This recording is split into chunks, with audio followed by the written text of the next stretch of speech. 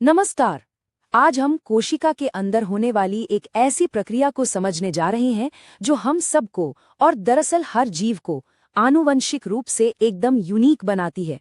जी हाँ, आज हम बात करेंगे मियोसिस की। चलिए, इस पूरे विश्लेषण की शुरुआत एक बहुत ही दिलचस्प सवाल से करते हैं। कभी सोचा है कि अगर हर नए जीव को अपने दोनों पेरेंट्स से क्रोमोसोम मिलते हैं, तो फिर हर पीढ़ी के साथ क्रोमोसोम की संख्या डबल क्यों नहीं हो जाती?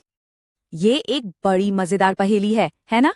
और इसका जवाब छिपा है कुदरत के एक बहुत ही शानदार और सटीक तरीके में, एक खास तरह के सेल डिवीजन में।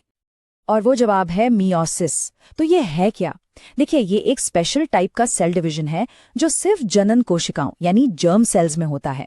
इसका सबसे बड़ा काम है क्रोमोसोम की संख्या को ठीक आधा कर देना, और इसी से बनती हैं 4 खास हैप्लॉइड कोशिकाएं जिन्हें हम गैमेट्स कहते हैं।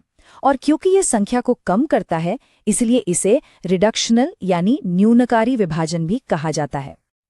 तो आखिर मियोसिस काम कैसे करता है? इसके कुछ बेसिक रूल्स हैं। पहला, डीएनए सिर्फ एक बार कॉपी होता है, लेकिन कोशिका 2 बार डिवाइड होती है, एक के बाद एक, पहले मियोसिस 1 और फिर मियोसिस 2। और इसका नतीजा 4 ऐसी नई कोशिकाएं जो जेनेटिकली एक दूसरे से और पेरेंट सेल से भी अलग हैं। और यही वो प्रक्रिया है जो किसी भी आबादी में जेनेटिक वेरिएशन यानी विविधता लाती है। चलिए, अब इस प्रक्रिया के पहले और सबसे अहम हिस्से में चलते हैं, मियोसिस 1। असल में असली खेल तो यही होता है। मियोसिस आई को आप इस पूरी कहानी का मेन इवेंट कह सकते हैं। ये सबसे लंबा और सबसे कॉम्प्लेक्स फेज है। यहीं पर होता है वो कमाल, जब एक जैसे क्रोमोसोम, जिन्हें हम होमोलोगस क्रोमोसोम कहते हैं, आपस में जोड़े बनाते हैं और अपनी जेनेटिक जानकारी की अदला बदली करते हैं। इस स्टेज को आप एक बहुत ही सधे हुए डांस की तरह समझ सकते हैं, जिसके 5 स्टेप्स हैं। सबसे पहले लेप्टोटीन में क्रोमोसोम मोटे और छोटे होने लगते हैं। फिर जाइगोटीन में होमोलोगस क्रोमोसोम अपने पार्टनर को ढूंढकर जोड़ी बनाते हैं। इसके बाद आता है सबसे जरूरी स्टेप, पैकेटीन, जहां वो जेनेटिक मटेरियल एक्सचेंज करते हैं। फिर डिप्लोटीन में वे अलग होना शुरू करते हैं, और आखिर में डाइकाइनेसिस में ये डांस पूरा होता है। हर एक स्टेप बहुत जरूरी है। तो ये जो जाइगोटीन स्टेज में क्रोमोसोम की जोड़ी बनाने की प्रक्रिया है ना, इसे एक खास नाम दिया गया है, सिनैप्सिस। जब ये जोड़ी बनती है तो उस स्ट्रक्चर को बाइवेलेंट या टेट्राड कहते हैं। आसान भाषा में कहें तो क्रोमोसोम अपने जैसे दूसरे क्रोमोसोम के साथ पेयर अप हो रहे हैं। और इसी जोड़ी बनाने के साथ हम इस कहानी के सबसे रोमांचक मोड़ पर पहुंचते हैं, जिसे कहते हैं क्रॉसिंग ओवर, मतलब जीन्स का असली फेरबदल। जैसा कि सोर्स में साफ साफ लिखा है, crossing over non sister chromatids के बीच होता है, और ये जेनेटिक डाइवर्सिटी के लिए बहुत जरूरी है। असल में यही वो जादुई फेरबदल है जिसके कारण एक ही माता पिता के बच्चे भी एक दूसरे से इतने अलग दिखते हैं। अच्छा, जब डिप्लोटीन स्टेज में ये क्रोमोसोम अलग होना शुरू करते हैं, तो भी वे कुछ पॉइंट्स पर एक दूसरे से जुड़े रहते हैं। ये जो एक्स शेप के स्ट्रक्चर दिखते हैं, उन्हें कायाज्मेटा कहते हैं। ये वो जगहें हैं, वो सबूत हैं जहां पर क्रॉसिंग ओवर हुआ है। आप इन्हें जेनेटिक अदला बदली की रसीद भी कह सकते हैं। प्रोफेज 1 के बाद मेटाफेज 1 में ये क्रोमोसोम के जोड़े सेल के बिल्कुल बीच में आकर एक लाइन बना लेते हैं। फिर आता है एनाफेज 1 का सबसे अहम पल। यहाँ होमोलॉगस क्रोमोसोम्स एक दूसरे से अलग होकर सेल के 2 किनारों की तरफ जाने लगते हैं।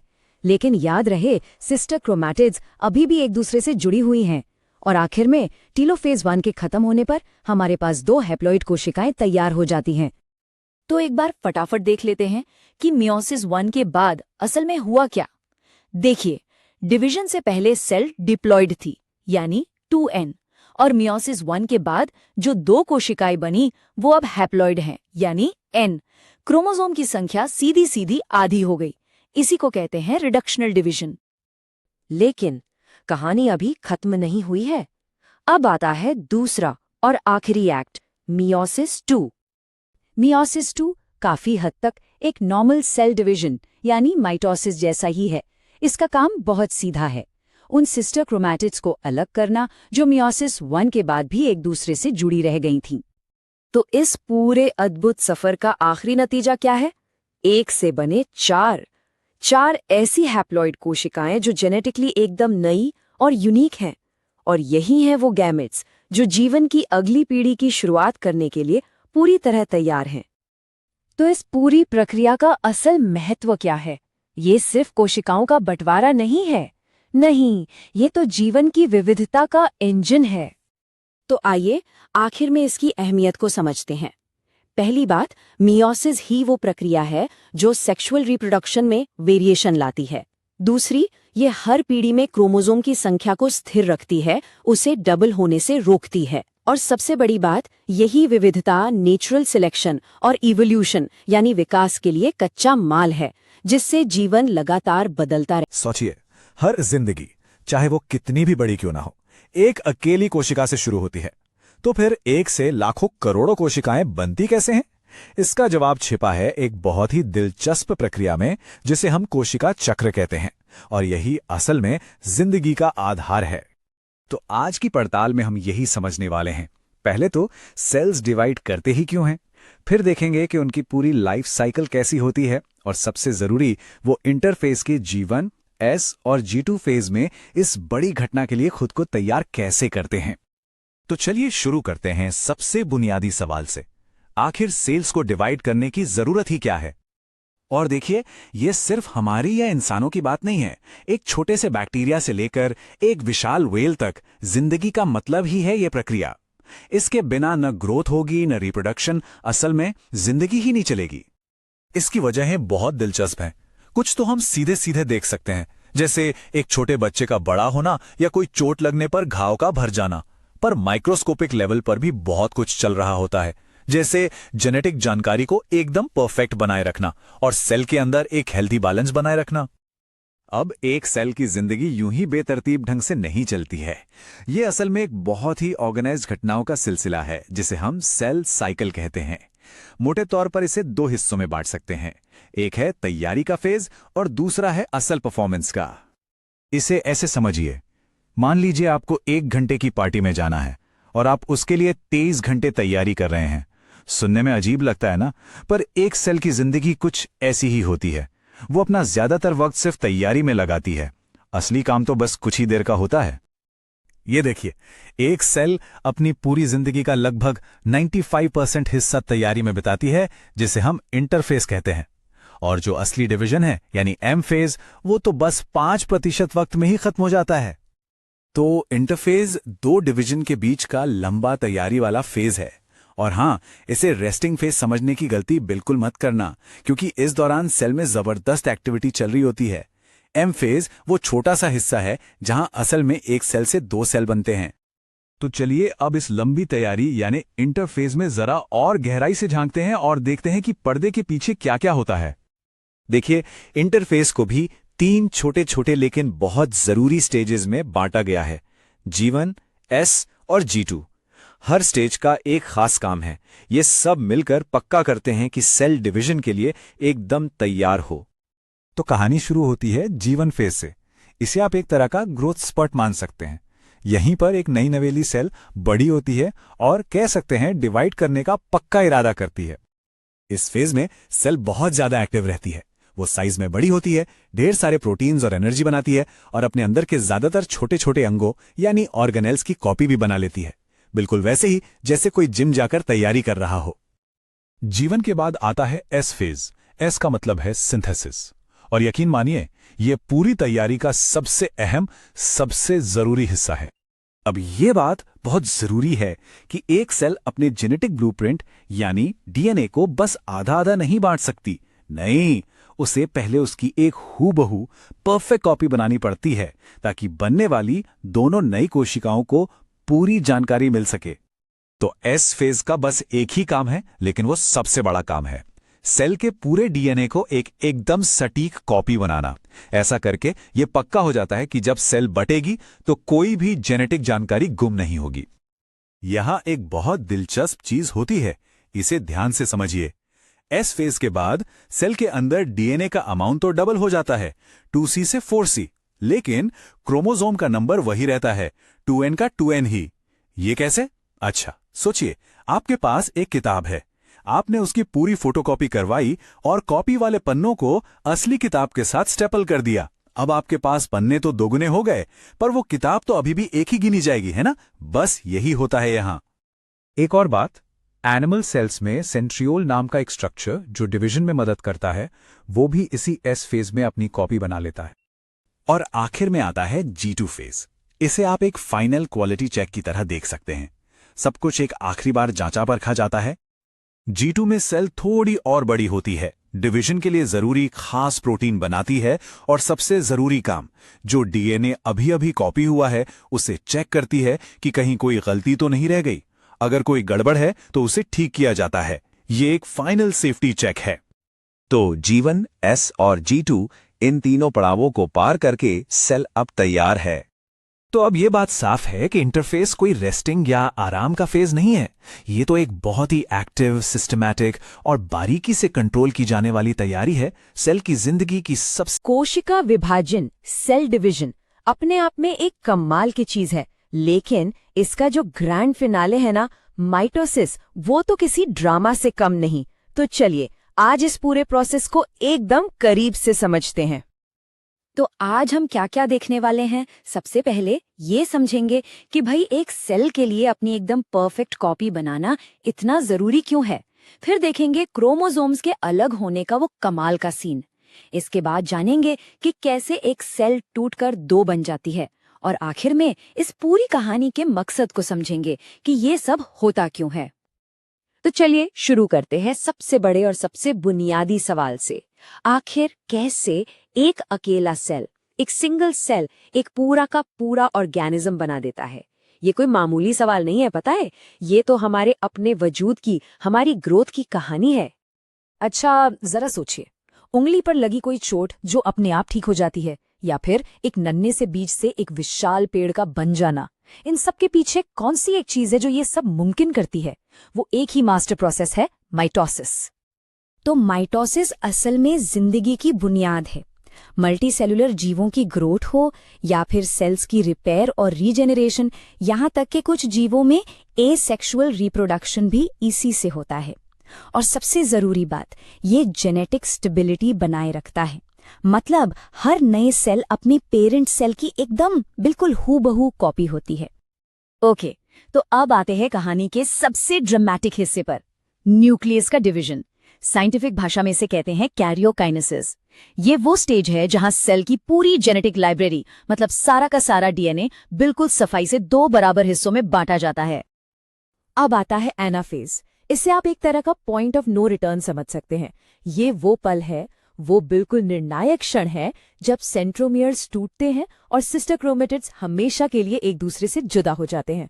और सोचिए, अगर इस स्टेज पर जरा सी भी गड़बड़ हुई तो जेनेटिक इन्फॉर्मेशन का पूरा बैलेंस बिगड़ जाएगा, जिसके नतीजे बहुत सीरियस हो सकते हैं। इसे याद रखने का एक बहुत सिंपल तरीका है। ए से एनाफेज और ए से अवे, यानी क्रोमैटिड्स एक दूसरे से दूर, अवे जाते हैं। और पता है, जैसे ही अलग होते हैं ना, इनका नाम बदल जाता है। अब ये कहलाते हैं डॉटर क्रोमोसोम्स, और फिर ये सेल के दो ऑपोजिट कोनों की तरफ अपना सफर शुरू कर देते हैं। इसके बाद आता है टीलोफेज। अब जब डॉटर क्रोमोसोम्स अपने अपने पोल पर पहुंच चुके हैं, तो समझिए कि दो नए कमांड सेंटर, यानी दो नए न्यूक्लियस फिर से बनाए जा रहे हैं। ये स्टेज ना असल में प्रोफेज का ठीक उल्टा है, जो माइटोसिस का सबसे पहला स्टेज था। सब कुछ वापस पैकअप हो रहा है। तो बस एनाफेज और टीलोफेज, इन दो तेज और एकदम कोऑर्डिनेटेड स्टेप्स में कैरियोकाइनेसिस का काम पूरा हो जाता है। मतलब एक न्यूक्लियस से दो आइडेंटिकल न्यूक्लियस बन चुके हैं। पर रुकिए, कहानी अभी खत्म नहीं हुई है, पिक्चर अभी बाकी है। अब जब जेनेटिक मटेरियल तो सॉर्ट हो गया है, दो नए न्यूक्लियस भी तैयार हैं, तो अब बारी आती है बाकी सेल के बंटवारे की, यानी साइटोप्लाज्म के डिवीजन की। इस प्रोसेस को कहते हैं साइटोकाइनेसिस, और सही मायनों में यहीं पर एक सेल टूटकर दो अलग अलग सेल्स बन जाती हैं। अब यहाँ एक बहुत मजेदार बात है, एनिमल सेल्स और प्लांट सेल्स, ये दोनों इस काम को बिल्कुल अलग अलग तरीकों से करते हैं। एनिमल सेल्स में क्या होता है, सेल मेम्ब्रेन बाहर से अंदर की तरफ पिचकना शुरू करती है, जैसे किसी गुब्बारे को बीच से दबा रहे हों। इसे कहते हैं क्लीवेज फरो। लेकिन प्लांट सेल्स ऐसा नहीं कर सकते, क्योंकि उनके बाहर एक सख्त सेल वॉल होती है। तो वो क्या करते हैं, वो अंदर से बाहर की तरफ एक नई दीवार बनाना शुरू करते हैं, जिसे सेल प्लेट कहते हैं। एक अंदर की तरफ काम कर रहा है, दूसरा बाहर की तरफ, है ना कमाल। लेकिन एक सवाल है, क्या हमेशा ऐसा ही होता है? क्या हमेशा कैरियोकाइनेसिस के बाद साइटोकाइनेसिस होता ही है? वेल, नेचर में कुछ बड़े अजीब एक्सेप्शंस भी हैं। जरा सोचकर देखिए, क्या होगा अगर न्यूक्लियस तो डिवाइड हो जाए, 1 से 2, 2 से 4, लेकिन सेल का साइटोप्लाज्म कभी डिवाइड ही ना हो। ऐसे में जो बनता है वो एक बहुत ही खास तरह का सेल होता है जिसे सिंकाइटियम कहते हैं। और इसका सबसे बेस्ट, सबसे कॉमन एग्जाम्पल जानते हैं क्या है? नारियल पानी। जी हाँ, नारियल के अंदर जो लिक्विड एंडोस्पर्म होता है वो असल में एक बड़ा सा सिंकाइटियम ही है। ये एक सिंगल बहुत बड़ी सेल है जिसमें न्यूक्लियस तो हजारों बार डिवाइड हो चुका है, पर साइटोकाइनेसिस कभी हुआ ही नहीं। नतीजा, एक सेल और अनगिनत न्यूक्लियस। कमाल है ना? तो हमने ये पूरा कॉम्प्लेक्स मैकेनिज्म तो देख लिया कि कैसे कैसे क्या होता है, पर चलिए अब घूमकर अपने पहले सवाल पर वापस आते हैं कि आखिर ये सब इतनी परफेक्शन के साथ, इतनी सटीकता के साथ करना इतना जरूरी क्यों है? देखिए, माइटोसिस का मकसद सिर्फ एक सेल से 2 सेल बनाना नहीं है। इसका असली मकसद है जेनेटिक इन्फॉर्मेशन को हूबहू कॉपी करना। ये सुनिश्चित करना कि हर नई डॉटर सेल के पास वही जेनेटिक ब्लूप्रिंट हो जो पेरेंट सेल के पास था। हमारी ग्रोथ, हमारी स्किन और गट की सेल्स का लगातार रिप्लेस होना, घावों का भरना, ये सब कुछ इसी परफेक्ट कॉपी मैकेनिज्म पर टिका है। ये पीढ़ी दर पीढ़ी सेल्स में हमारे जेनेटिक कोड। तो हर जिंदा चीज की कहानी कहाँ से शुरू होती है? सिर्फ एक सेल से। सोचिए, एक छोटा सा बैक्टीरिया हो या फिर एक बहुत बड़ी वेल, सबकी शुरुआत एक ही सेल से होती है। और इस सेल को बढ़ना होता है और अपनी संख्या बढ़ानी होती है।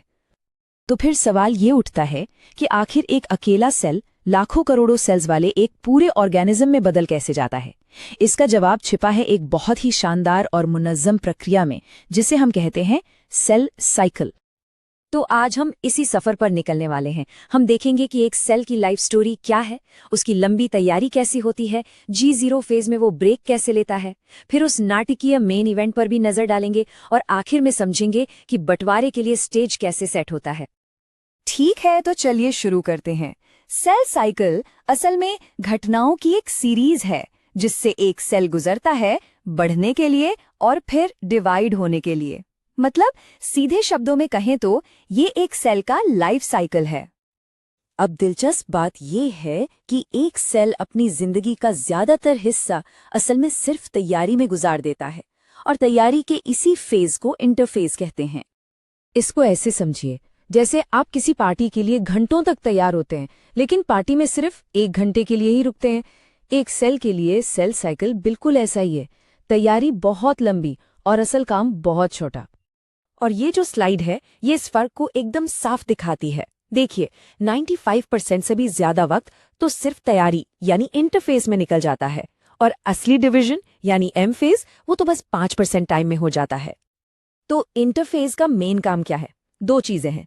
एक, सेल को बड़ा करना, और दूसरा, उसके डीएनए की एकदम हूबहू कॉपी बनाना। और ये बहुत जरूरी है क्योंकि जब सेल बटेगा तो जो 2 नए सेल्स बनेंगे, दोनों को जेनेटिक जानकारी का पूरा और सही सेट मिलना चाहिए, है ना? और ये पूरी तैयारी 3 स्टेप्स में होती है। सबसे पहले आता है G1 फेज, जहां सेल का साइज बढ़ता है। उसके बाद आता है S फेज, S मतलब सिंथेसिस, जहां डीएनए की कॉपी बनती है। और आखिर में G2 फेज में एक तरह से फाइनल चेकिंग होती है। जरूरी प्रोटीन्स बनते हैं ताकि सब कुछ पक्का हो जाए कि भाई डिवीजन के लिए हम तैयार हैं। लेकिन एक मिनट, क्या सारे सेल्स हमेशा डिवाइड होने की तैयारी में ही लगे रहते हैं? नहीं, ऐसा नहीं है। कुछ सेल्स ब्रेक भी लेते हैं, और यहीं पर एंट्री होती है G0 फेज की। तो ये G0 फेज या क्विएसेंट स्टेज क्या है? ये वो स्टेज है जब सेल्स डिवाइड होने की तैयारी नहीं कर रहे होते, वो बस आराम से अपना काम कर रहे होते हैं। अब यहाँ एक बहुत ही कमाल की बात है। G0 फेज में होने का मतलब ये नहीं है कि सेल मर गया है। नहीं, वो मेटाबॉलिकली एक्टिव होता है, जिंदा होता है, बस वो डिवाइड नहीं हो रहा होता। जैसे हमारे दिल के सेल्स या हमारे न्यूरॉन्स, वो परमानेंटली इसी G0 फेज में चले जाते हैं। लेकिन कुछ सेल्स ऐसे भी हैं, जैसे लिवर के सेल्स, जो जरूरत पड़ने पर, मान लीजिए कोई चोट लग गई, तो वो वापस सेल साइकिल में आकर डिवाइड कर सकते हैं और रिपेयर का काम कर सकते हैं। कमाल है ना? तो चलिए, अब तैयारी पूरी हो गई। अब चलते हैं सेल साइकिल के सबसे ड्रामेटिक और एक्शन से भरपूर हिस्से की तरफ, एम फेज। एम फेज को माइटोसिस भी कहते हैं। इसे इक्वेशनल डिवीजन भी कहा जाता है। क्यों? क्योंकि इसमें क्रोमोसोम का नंबर पेरेंट और डॉटर सेल में बराबर रहता है, मतलब कुछ भी कम ज्यादा नहीं होता, एकदम बराबर का बंटवारा। अब ये एम फेज भी 2 मेन इवेंट्स में बटा हुआ है। पहला है कैरियोकाइनेसिस, मतलब न्यूक्लियस का डिवीजन, और दूसरा है साइटोकाइनेसिस, मतलब बाकी सेल यानी साइटोप्लाज्म का डिवीजन। पहले न्यूक्लियस, फिर बाकी सेल। तो चलो सबसे पहले कैरियोकाइनेसिस को थोड़ा करीब से देखते हैं कि आखिर ये न्यूक्लियस डिवाइड होता कैसे है। कैरियोकाइनेसिस के 4 मेन स्टेजेस हैं, प्रोफेज, मेटाफेज, एनाफेज और टीलोफेज। इन्हें याद रखने का एक आसान तरीका है PMAT, PMAT। तो चलिए एक एक करके इन चारों को समझते हैं। सबसे पहले आता है प्रोफेज।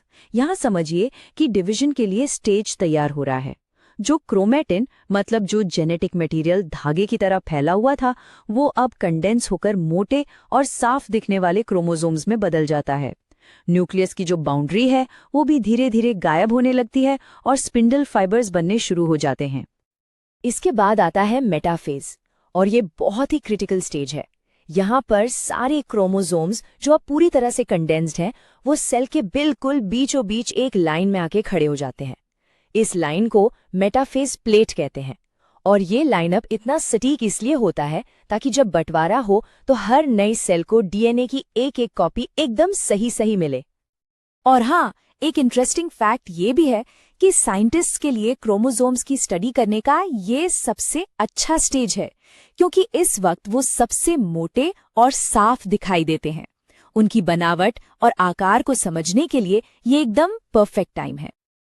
मेटाफेज के बाद आता है एनाफेज, जिसमें क्रोमोसोम्स के दोनों हिस्से अलग होकर सेल के ऑपोजिट पोल्स की तरफ खिंच जाते हैं।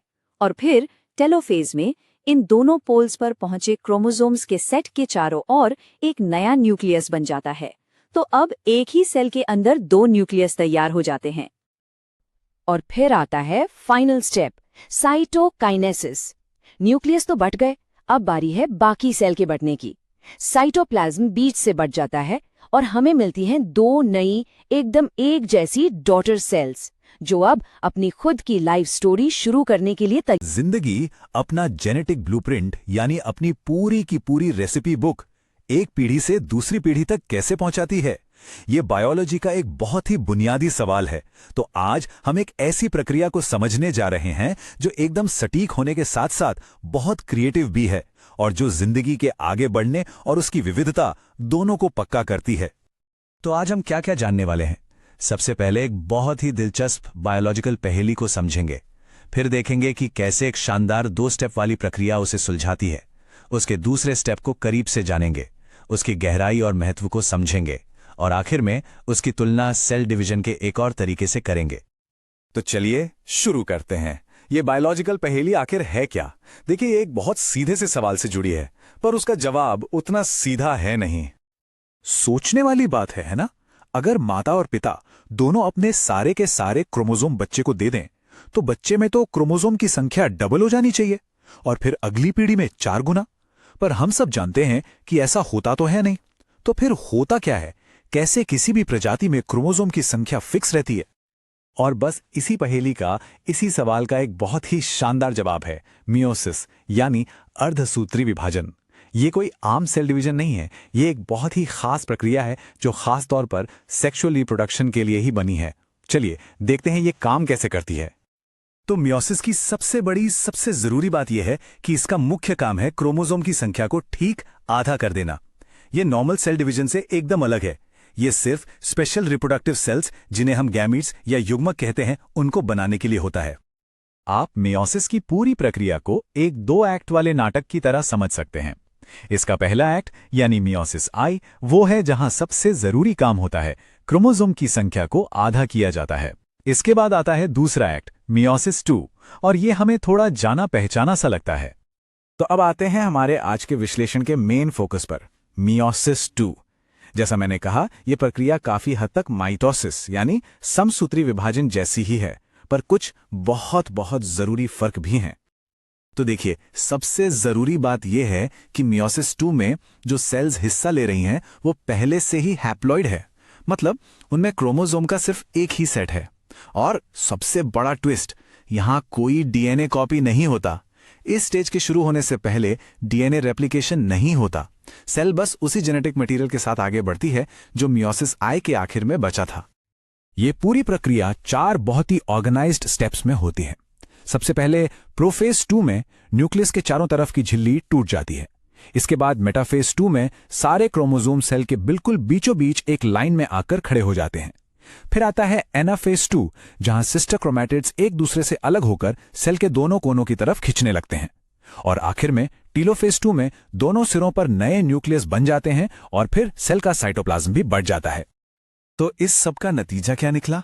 नतीजा है 4 बिल्कुल नई यूनिक सेल्स, जिन्हें हम गैमीट्स कहते हैं।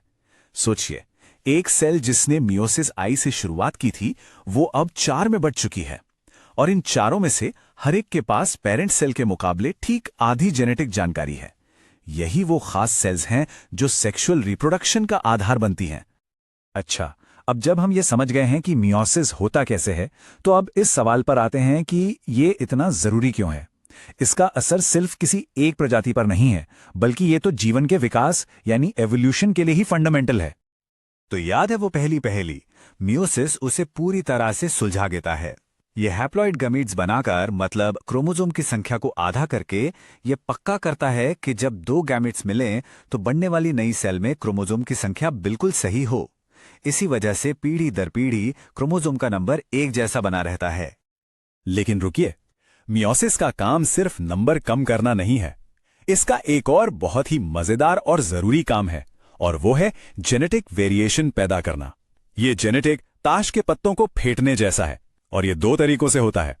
एक है क्रॉसिंग ओवर, जो प्रोफेज 1 में होता है, जिससे जीन्स के नए नए कॉम्बिनेशन बनते हैं। और दूसरा है मेटाफेज 1 में क्रोमोसोम्स का रैंडम तरीके से लाइन में लगना। इसकी वजह से हर गेमीट में लाखों अलग अलग कॉम्बिनेशन बन सकते हैं। और यही बात दिखाती है कि ये वेरिएशन कितना ज्यादा जरूरी है। मियोसिस से जो ये जेनेटिक विभिन्नता पैदा होती है, असल में वही तो एवोल्यूशन के लिए कच्चा माल है। इसी की वजह से नेचुरल सिलेक्शन को काम करने के लिए अलग अलग गुण मिलते हैं, जिससे कोई भी प्रजाति बदलते माहौल में खुद को ढाल पाती है। चलिए अब हमारे आखिरी सेक्शन में इन 2 तरह के सेल डिवीजन, माइटोसिस और मियोसिस के बीच के फर्क को साफ साफ समझ लेते हैं। ये नीट के लिए भी बहुत जरूरी है। इस तुलना से ये एकदम क्लियर हो जाएगा कि दोनों का मकसद कितना अलग और जरूरी है। तो देखिए, दोनों में जमीन आसमान का फर्क है। माइटोसिस का मकसद है कॉपी बनाना, ये ग्रोथ और रिपेयर के लिए होता है और 2 बिल्कुल एक जैसी डिप्लॉयड सेल्स बनाता है। दूसरी तरफ मियोसिस का मकसद है वेरिएशन लाना, ये सेक्सुअल रिप्रोडक्शन के लिए होता है और 4 जेनेटिकली अलग हैप्लॉइड गैमीट्स बनाता है। एक तरह से एक स्टेबिलिटी देता है तो दूसरा विकास की संभावनाएं पैदा करता है। तो कुल मिलाके इस पूरे विश्लेषण से हमें क्या समझना है? बस ये कि मियोसिस बायोलॉजी का वो शानदार तरीका है जिससे जेनेटिक जानकारी पीढ़ी दर पीढ़ी एक जैसी भी बनी रहती है, और साथ ही वो वेरिएशन भी पैदा होता है जो धरती पर जीवन की इतनी। नमस्कार। कोशिका चक्र नाम सुनते ही थोड़ा डर लगता है ना? माना जाता है कि ये बायोलॉजी के सबसे मुश्किल टॉपिक्स में से एक है, पर चिंता मत कीजिए। आज हम इसे बिल्कुल आसान, याद रहने वाले पॉइंट्स में तोड़कर समझेंगे ताकि परीक्षा में कोई दिक्कत ना हो। तो चलिए शुरू करते हैं एक बहुत ही आम सवाल से, जहां अक्सर लोग फंस जाते हैं। सवाल यह है कि अगर एस फेज में डीएनए डबल हो जाता है तो क्रोमोसोम का नंबर वही क्यों रहता है? इसका जवाब समझ लिया तो समझ लीजिए आधा कॉन्सेप्ट क्लियर हो गया। और उस सवाल का जवाब वो छिपा है जेनेटिक अकाउंटिंग में। मतलब हमें बस ये समझना है कि सेल के अंदर डीएनए और क्रोमोसोम को गिना कैसे जाता है। एक बार ये गिनती आ गई तो सब आसान है। देखिए, इसका एक गोल्डन रूल है, बस इसे याद रखिए। जब भी क्रोमोसोम नंबर गिनना हो तो सेंट्रोमियर्स को काउंट करो, और जब डीएनए की मात्रा का पता लगाना हो तो क्रोमैटिड्स को गिनो। बस इतना सा नियम है और सारा कंफ्यूजन खत्म। अब इस टेबल को देखिए, बिल्कुल साफ हो जाएगा। ध्यान दीजिए, G1 फेज से लेकर G2 फेज तक क्रोमोसोम नंबर वो 2n ही रहता है, बिल्कुल कांस्टेंट। लेकिन एस फेज में देखिए क्या कमाल होता है। डीएनए की मात्रा जो पहले 2C थी वो डबल होकर 4C हो जाती है ना दिलचस्प? तो आखिर ऐसा होता क्यों है? देखिए, एस फेज में डीएनए रेप्लिकेशन होता है। इससे बनते हैं सिस्टर क्रोमैटिड्स।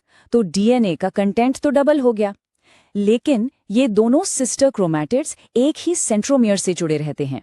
और हमने नियम क्या पढ़ा था? क्रोमोसोम गिनने के लिए सेंट्रोमियर गिनो। क्योंकि सेंट्रोमियर एक ही है, इसलिए इसे एक ही क्रोमोसोम गिना जाता है। बस यही है सारा खेल। अच्छा, तो गिनती तो समझ आ गई, पर समय का क्या? सेल साइकिल एक रेस की तरह है, तो इस रेस में सबसे लंबा फेज कौन सा होता है?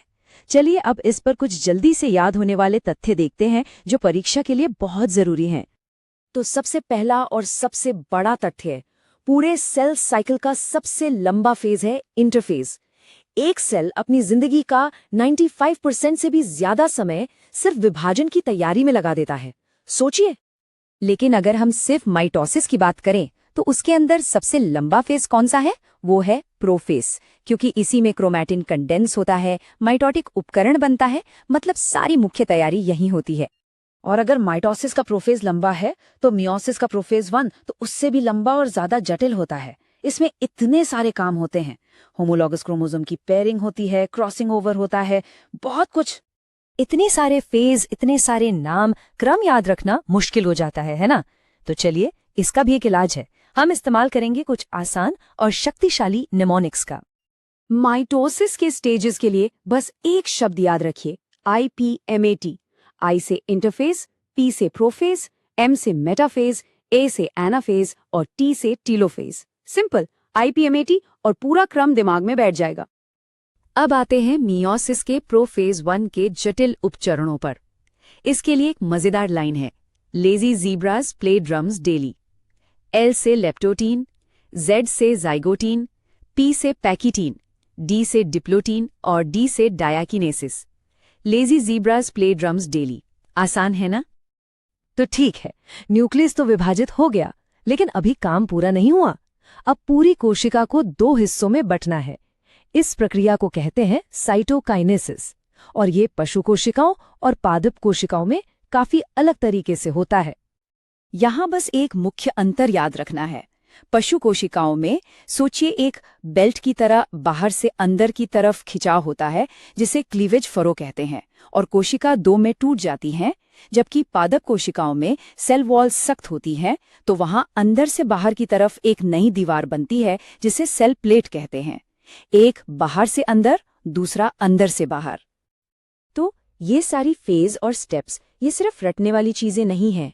ये असल में एक कोशिका की पूरी जीवन कहानी है, उसके जन्म से लेकर उसके प्रजनन तक, एक पूरा जीवन चक्र। अब आते हैं सबसे जरूरी हिस्से पर, खासकर नीट जैसी परीक्षाओं के लिए। इस पूरे ज्ञान को पक्का करने के लिए इन आरेखों को दोहराना बहुत जरूरी है। माइटोसिस के चरण, मियोसिस 1 और 2, कियाज्माटा और हाँ, पादप बनाम पशु साइटोकाइनेसिस का अंतर। और अगर सब कुछ भूल भी जाएं तो ये कुछ बातें जरूर याद रखिएगा।